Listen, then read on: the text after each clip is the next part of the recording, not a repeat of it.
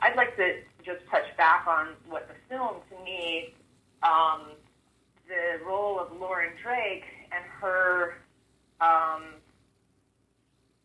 what's going on in the film that is so important is that this is a person who is reaching that point when their body is starting to feel limits. And there's this newer dancer. And that people don't understand that Martha Graham said a dancer dies of two deaths. And the first one is when you can no longer dance. And when your entire life since age 4 has been dance, and that's your identity, it's not just your identity. I mean, it's everything. And so she's broken from that identity initially by having a baby. And that, well, she gets injured and then she has a baby and she thinks, yeah, this is going to be great. And then she's suddenly feeling like she doesn't know who she is anymore. She is supposed to be this mother, but the one thing that she was is now gone. And I think that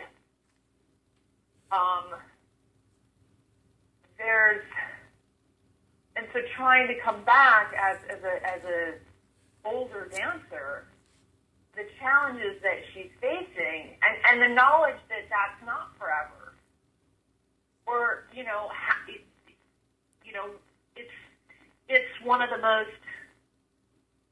I'm feeling that myself as a performer. I know that the time is so short, and I look up to people like Misha Baryshnikov, because he defies that, and he defines his own rules and changes and develops and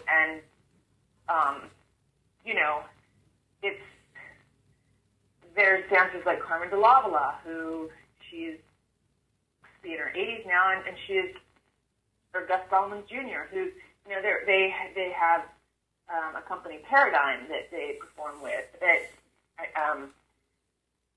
That they are still, I look up to that. It's not easy because when most of society favors youth and grandiose technique, it's even relevant when we look at our society and we see who's on the magazine covers and it's all about youth. It's all about young and pretty and who's hot. It's the writers, the thinkers, the poets, the artists, the people, as they age, they're forgotten. Everyone wants to get surgeries to make themselves look younger or whatever. It's like, why? What? It's destroying humanity, because there is this. I think it's that we don't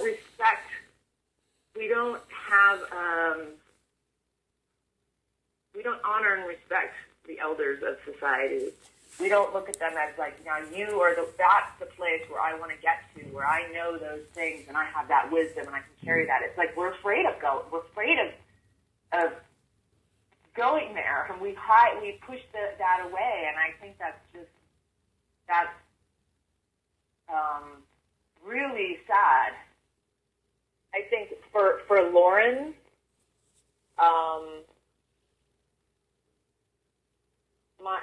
the whole relationship of what he was, how he was with her, that he was the one, she wanted to go back, and he was like, really, you want to go back to that? This is you have a baby now, you're being the mother. It was another layer onto, you're being the mother, you're being supporting, you're supposed to be taking care of the child, and this is supposed to be your identity now.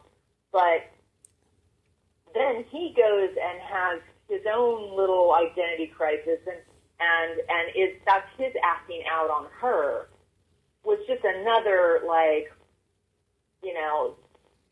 knife in the back, and, made the stakes that he had her audition the next day, and all of this was building, that this on top of that, it just laid in his lack of support for who she was.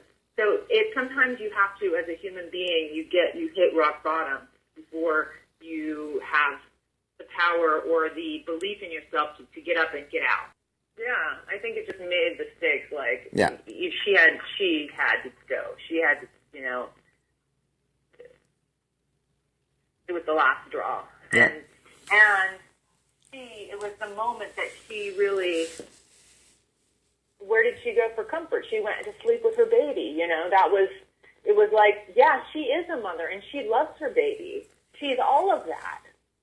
It kind of brought that whole thing, like, it made her alone, but yet who did she go to for comfort? She went to her baby. Yeah. She slept under the crib that night. It's like the one thing where she didn't feel good at. She didn't feel good. She was a baby herself in a way. Like, you're not a baby, but she was in that same, she had that same vulnerability, and that, I think that was one of my, shooting that scene was one of the most, intense moments of the whole process, shooting that one particular scene. Oh, what a pleasure it's been talking to you. Thank you so much.